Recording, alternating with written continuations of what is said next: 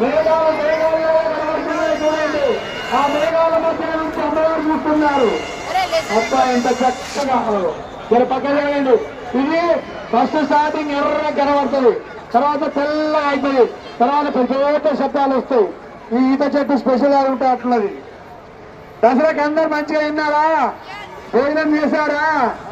అది అది అది అది దసరా పండుగ సందర్భంగా అందరికీ మా ఆలయ కార్యక్రమం ప్రత్యేకమైనటువంటి కృతజ్ఞతలు తెలియజేస్తున్నాం. ఒకసారి పక్కనే ఉన్న పటాకుల కాడ నుంచి పక్కన బాబు కొంచెం దూరం ఉండండి. ఈ గేట్లకు వెళ్ళి అందరూ ముందుకెళ్లాలని కోరుతున్నాము.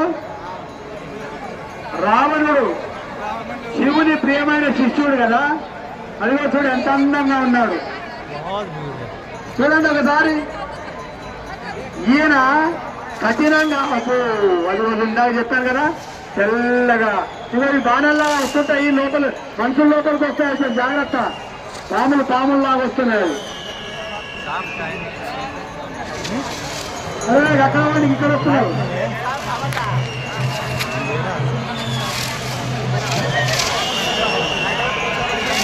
वहाँ जो भी होगा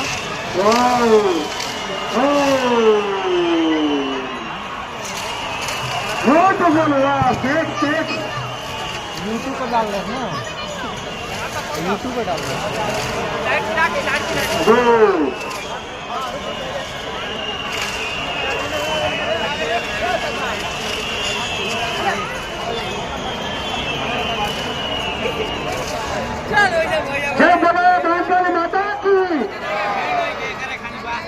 అమ్మయ్యా అదిగో అదే జాగ్రత్త. మీకు చాలా డేంజర్ ఉంటాయి. ఇవి మనుషులకి వస్తాయి ఈ పాములు.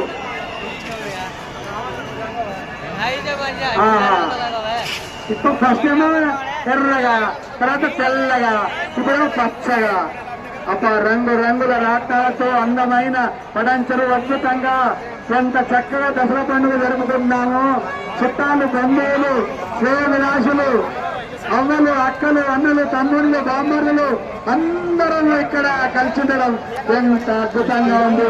బిడ్డలు, కొడుకులు అందరూ ఎంత చక్కగా ఈ యొక్క పండుగాన్ని ఎంత హ్యాపీగా, ఎంత సుఖంగా, ఎంత చక్కగా ఆహ్వానిస్తున్నారు. ఈ యొక్క రావణుడు కఠినంగా ఉంటాడు, కఠినమైన దీక్ష చేస్తాడు. ఆయన కనీసం ఒక 11,000 సంవత్సరాలు తపస్సు చేసిండు శంకరుని గురించి. ఆయన 11,000 సంవత్సరాలు తపస్సు